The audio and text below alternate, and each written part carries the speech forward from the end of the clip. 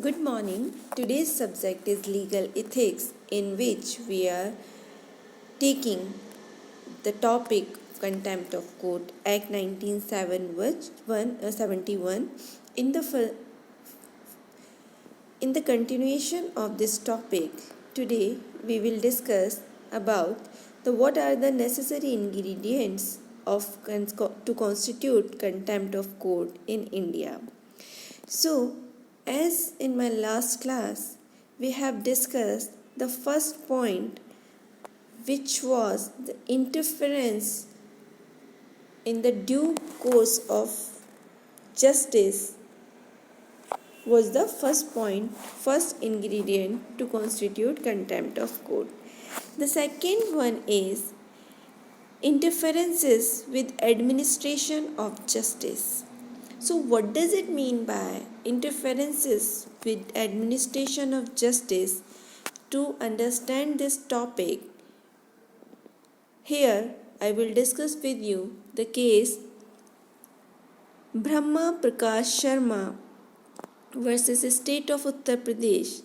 In this case, Supreme Court held that in order to constitute the offence of contempt of court, it was not necessary to specifically prove that an actual interference with administration of justice has been committed. The court held again that it was enough if a defamatory statement is likely or in any way tend to interference with the proper administration of justice. देखिए, बहुत ही important case है. इस case में कितनी अच्छी तरीके से supreme court ने समझाया है कि एडमिनिस्ट्रेशन ऑफ जस्टिस के अंतर्गत अवरोध उत्पन्न करने का अभिप्राय क्या है. तो यहाँ पर सुप्रीम कोर्ट ये कहता है कि ये ज़रूरी नहीं है कि किसी व्यक्ति का कार्य ऐसा हो जिससे न्याय प्रशासन को डायरेक्टली अफेक्ट करता हो या डायरेक्ट उसमें इंटरफेरेंस हो. सुप्रीम कोर्ट ने पुनः यही बात दोहराते हुए कहा, इसकी लिमिट को बढ़ाते हुए, कि अगर किसी व्यक्ति का आचरण या वक्तव्य मानहानि कारक है और उसने कोई ऐसा स्टेटमेंट दिया है जो मानहानि कारक कृत्य की कैटेगरी में आता है, चाहे उसका आशय वैसा रहा हो या उसका आशय वैसा ना रहा हो, लेकिन उसके वक्तव्य से न्याय प्रदान करने में यदि बाधा पहुंचती है तो उसका जो कृत्य है, इनडायरेक्ट एक्ट, भी कंटेम्प्ट ऑफ कोर्ट की कैटेगरी में आएगा और ये एडमिनिस्ट्रेशन ऑफ जस्टिस में इंटरफेरेंस माना जाएगा. तो देखिए, इंटरफेरेंस दो तरीके का हो गया. एक डायरेक्ट इंटरफेरेंस हो गया, आप न्यायालय की कार्यवाही में डायरेक्ट अवरोध उत्पन्न करें, या दूसरा तरीका हो गया आप इनडायरेक्टली कुछ ऐसा स्टेटमेंट या पब्लिकेशन करते हैं जिससे कि न्याय प्रशासन जो है उसमें बाधा पहुंचती है, तो वो भी कंटेम्प्ट ऑफ कोर्ट माना जाएगा. सेकेंड पॉइंट जो है वो स्कैंडलाइजिंग द कोर्ट. स्कैंडलाइजिंग द कोर्ट हम पहले भी डिस्कस कर चुके हैं, हम दोबारा इसे केस के थ्रू डिस्कस करते हैं. In the case of P N. Dua versus Shiv Shankar and others का केस है ये. इस केस में सुप्रीम कोर्ट ने कहा कि मेरे criticism of the court does not amount to contempt of court. बहुत ही अच्छी बात यहाँ पर सुप्रीम कोर्ट ने कही है. सुप्रीम कोर्ट ने कहा है कि न्यायालय की आलोचना करना ही मात्र न्यायालय का अवमानना नहीं माना जाएगा.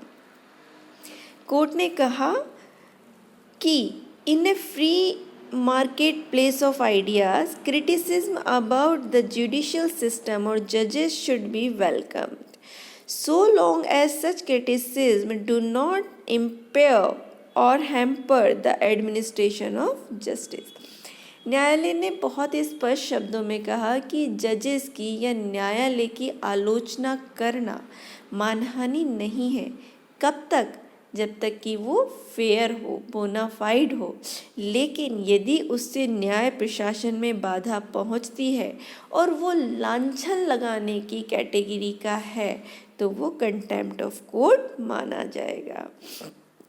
This is how courts should approach the powers vested in them as judges to punish a person for an alleged contempt.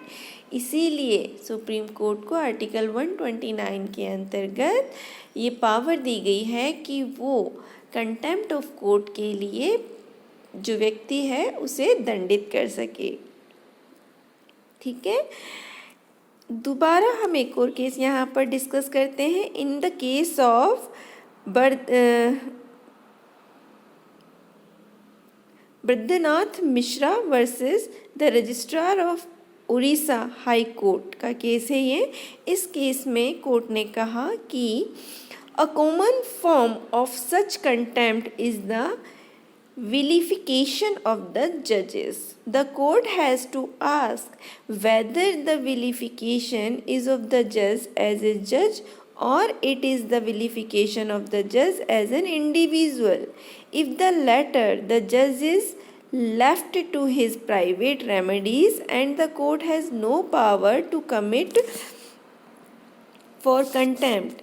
If it is the former, the court will proceed with scrupulous care in case that are clear and beyond a reasonable doubt. देखिए ये पहले भी मैं आपके साथ discuss कर चुकी हूँ, लेकिन इस केस में स्पेसिफिकली सुप्रीम कोर्ट ने कहा है कि यदि किसी व्यक्ति का आचरण या कृत्य ऐसा है जो किसी जजेस की गरिमा को ठेस पहुंचाता है, किसी जज की गरिमा को ठेस पहुंचाता है, और ऐसा यदि उसने विलफुल किया है, स्वेच्छ इच्छा मतलब आशयपूर्वक किया है, तो वो जो कृत्य है वो कंटेम्प्ट ऑफ कोर्ट में आएगा। लेकिन यदि व्यक्ति का मंतव्य जज को प्राइवेट हैसियत में मानहानि कृत्य कथन करना था, तो वो कंटेम्प्ट ऑफ कोर्ट में नहीं आएगा। देखिए और सिंपल भाषा में मैं आपको यहाँ बताती हूँ। मान लीजिए किसी व्यक्ति ने, जब कोई जज